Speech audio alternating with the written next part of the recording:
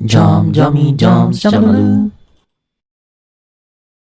What's up mga ka-Jom-Jom? Welcome to another episode of Jomalu, ang podcast ni Jom at Chika. And time has been friendly at nagkaroon tayo ng opportunity para mag-record today ng second episode. And ayun, let's get to it. And before I share ano ba yung magiging topic for this episode, gusto ko lang ding sabihin sa inyo na recently din kasi nag-solidify na ano ba yung magiging direction nitong season na to. And it's going to be about finding yourself. And in my case, finding myself. Kasi nga, I'm relatively new when it comes to creating episodes for podcasts, and it's me exploring, journeying on finding out who I am as a person, but more so in finding out who I am as someone who does podcasts. And so that will be the overall theme of this season. And so you can expect na most of our episodes would be really explorative or like really on that path na I'm navigating who I am as a person, and maybe makarelate ka dun. Who knows? But for this episode, we will be answering the question, where do I fit? Ayun, plain and simple. Pero feeling ko magiging pitch episode siya kasi it's more of finding out or answering sino ba yung makaka-relate sa akin as I do more episodes. So, yun yung pinaka sasagutin natin throughout this episode. But first things first, before we get to that, disclaimer muna. I remember last week I've shared with you guys that I am doing this to therapize myself. But please do not take me for my word. I am not a professional. I am not a counselor, nor am I, a psychology major. So, I am just doing this again for my benefit. So, I am creating an alternative solution for myself. And if you're someone struggling with your mental well-being, go seek a professional. I know this material can somehow give light if you can relate to what I'm experiencing, but wala pa ring makakatalo sa kayang i-offer ng isang professional because they're trained to do it. So yun, disclaimer ha. Now, also, as you can see, for those who are just listening to the podcast episode and you don't see the video, nagbago yung setup natin. And right now, I'm recording in broad daylight, and it's quite challenging actually kasi mas active ang mga tao, maraming nangyayari. So kung may makapture man na sound, just like this airplane, dumadaan ngayon. Hayaan nyo na lang, it is what it is. But hindi tayo magpapatinag at magre-record tayo ng episode because wala, gusto ko talaga. I'm prioritizing this and I'm committed to putting out more episodes. And also, ang dami kong commercial. Ang person ay nagpagupit. So ngayon, nagpa-buzzcut ako. And ang main reason why I did that is kasi nga, nung mahaba yung hair ko, pag may physical activities ako, tumatama yung buhok ko sa mata ko. Tapos parang, nagkaroon kasi siya ng parang scratches dito sa area na to. Kasi nga, tumutusok siya. Now, ayoko na siyang isipin. Masyado na akong maraming, my words are failing me. Ngayon, ayoko na siyang isipin kasi marami na akong problema. Ayoko nang dumagdag pa yung buhok na yun. So ngayon, nagpa-buzzcut na lang ako. And that's why we're looking like this. Pero bagay naman. Sabi nga sa akin nung gupit sa akin, share ko lang, kaya pala confident ka sir na pa-buzzcut kasi bilog na bilog yung ulo mo. I know. So yun, thanks to genetics, thanks to my parents. But yeah, now moving on to the episode.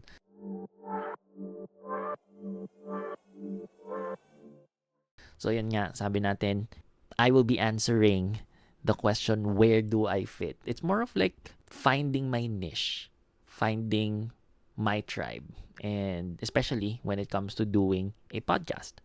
And so, ngayon, bakit gusto ko siyang i-share? Kasi for context, I've always felt like I'm an outcast. Parang I don't know where I belong, and most of the time, I have been the last pick Or dare I say, most of the time, I'm the odd man out. So, parang meron akong sense na, saan ba talaga ako lulugar? And so, that drove me to have this desire that I wanted to belong. I wanted to be part of something. But then, in almost 30 years of my life, I've realized, if walang space for me, then ako na lang yung gagawa ng space. And it's okay if I take up that space. Not like how, China is doing to the Philippines, but more of, on a personal level, okay lang na mag-make ka ng mark sa buhay ng mga tao na importante sa'yo. And even to, the community you're in. And so, I have recognized 5 intersections that are very important to me and I would like to share with you na baka you fit on that intersection and you'll relate more to the episodes that I will be putting out. And I will start with the more demographic intersections and then later on, yung psychographic naman. O, diba? May matututunan ka talaga sa podcast kasi yun. For those who just encountered those two terms, demographic is more of the physical attributes of a population. Age, class, economic standing, ganyan, physical. Psychographic naman is behavioral. So, yung mga interests, yung mga belief systems, all that. Yun, side note lang. Pero, going back to these intersections, I recognized 5. So, the first intersection that I would like to share with you is something so important to me. To put it plainly, it's me being gay. It's something that I have been trying to run away from and matagal ko na siyang dinidismiss. Pero important part siya ng life ko, of who I am. And I guess it's because wala akong naging role model ng someone willing to accept and understand what it is like to have someone na part ng LGBT community or someone different. And let's face it, here in the Philippines, if something is different, if something is unfamiliar, we don't talk about it at all. Pero, now that I'm in my journey of accepting who I am and all parts of it, I think this intersection deserves the top spot. And so, I'm putting it out there because even if I'm also part of the LGBT community, there are experiences that are very nuanced. Is not stereotypical.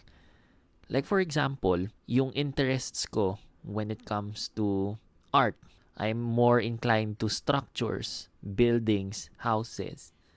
Very engineering, very architectural. It's more masculine. And hindi ko interest or hilig yung pageantry or panonood ng mga drag artists. Pero hindi siya yung main. Like, I can watch a few episodes, I can listen to people talking about it, pero hindi siya yung number 1 na hahanapin ko. But that makes me who I am, and that's okay. It's not a disservice to the community, and it's not parang a bad thing na iba yung interest ko. It's just that hindi ko talaga siya main thing. Pero yun, that's one of the experiences that I have, and if you feel like you're also on that same boat, maybe my experiences will, give you a third space or something to think about at the very least. Now, going to the next intersection.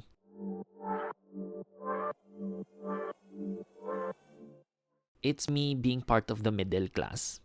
As someone who have encountered a lot of people in this life, marami na ako na-encounter na mga part ng lower class, part ng upper class, and everything in between. But I am owning this part of me na I'm in the middle.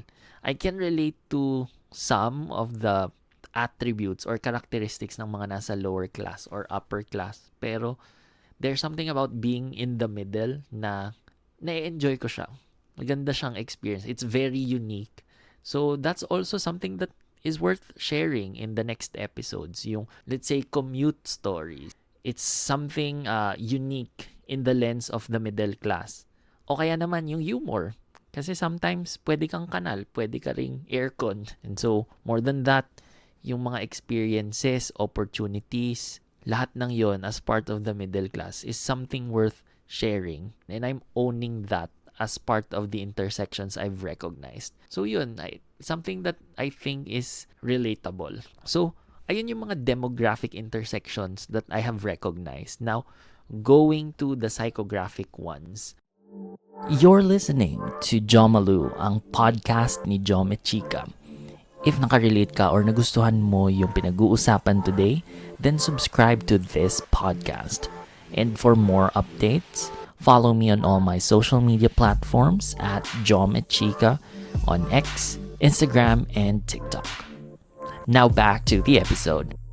Dito medyo magiging, hindi ko alam kung dark ba or serious or taboo. Kasi most of these hindi naman masyadong pinag-uusapan or touchy yung mga subjects na to. Pero still putting out there kasi part talaga siya ng mga intersection ko at wala kayong magagawa doon. Siguro hindi ko na lang siya gagawing in-depth kasi I think deserve niya na magkaroon ng mas mahabang explanation or dapat may separate conversation when discussing about these other intersections. Pero yung third intersection that I have is trauma. 'Di ba? Hindi nga siya yung normal na pinag-uusapan, hindi siya yung madalas na nabi-bring up sa mga conversations. Pero I'm giving that a third space para mapag-usapan siya. And I guess this is for me din kasi as someone who've been through a lot of trauma, dapat siyang ma-air out. Kasi nga, yung trauma, nag-create siya ng maraming filter on how I view life, on how I view relationships, how I view people perceiving me. So, minsan, hindi siya healthy. And so, that intersection is really important to me as well kasi most of the time, it has hindered me from moving forward, progressing in life.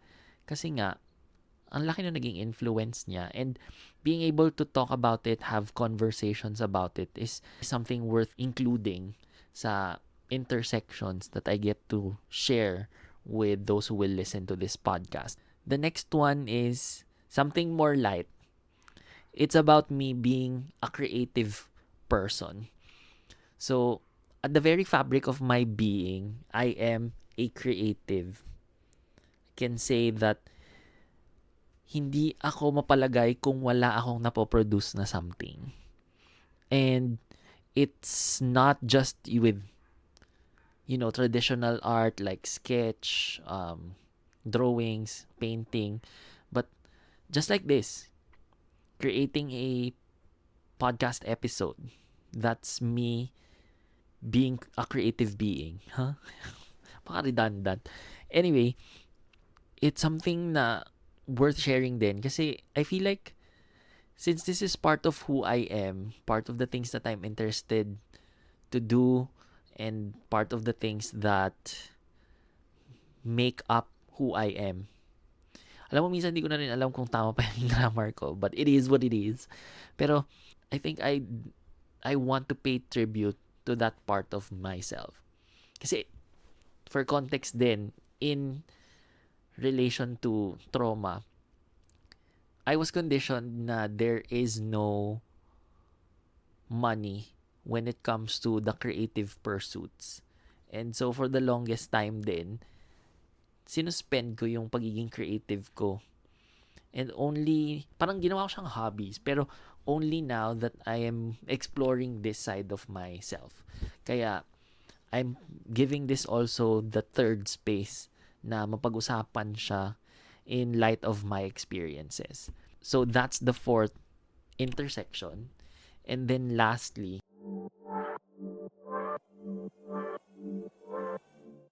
something that is also a touchy subject, which involves spirituality, and that me as a person, I believe that there is a God. Ang contradicting man with some of the intersections that I have, pero that's what makes it interesting and nuanced. Kasi yung mga intersections na yun, meron siyang fit kahit seemingly contradicting siya. Kasi nga, ayun, at the end of it all, and based from my experiences, I have lived my life fully immersed in the spiritual aspect of things.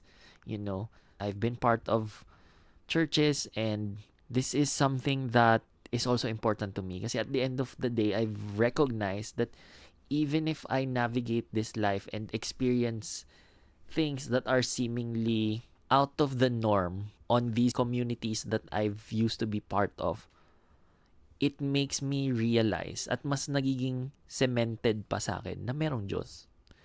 And so that's also something that I am navigating and I am willing to share kasi ayun, interesting ano siya for me.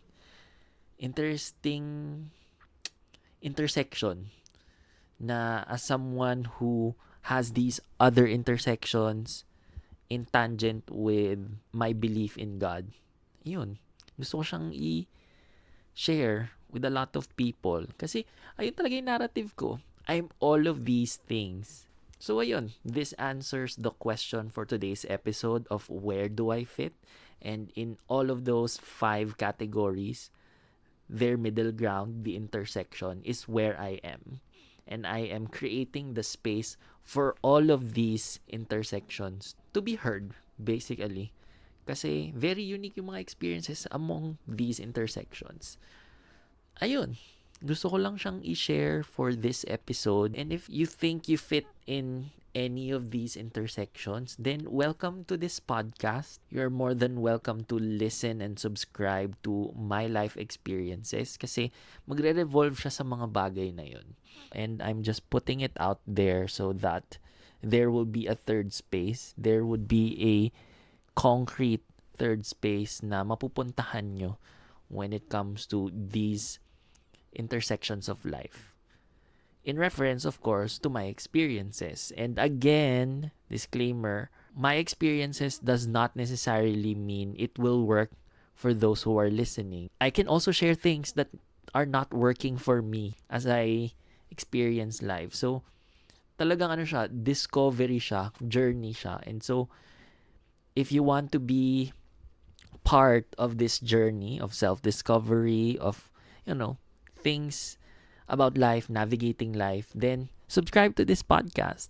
So that's it for today's episode. And stay tuned for the next one. Kasi for next week, I will be talking about how I am not just the sum of all the things that I've shared. O, di ba? Nag-create tayo ng ground for the things that make up who I am. Pero, i-break din natin yun kasi hindi pwedeng nalilimitahan lang tayo nung paano tayo ina-identify ng society.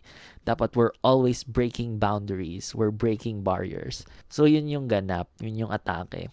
Pero, ayun, if naka-relate ka or naka-identify ka sa mga pinagsasabi ko today, then subscribe para pakinggan mo pa yung mga upcoming episodes, and follow me na rin on all of my social media platforms at Jomechika, whether on TikTok, on X, Instagram, Threads. So yun, salamat sa pakikinig and until next time, bye!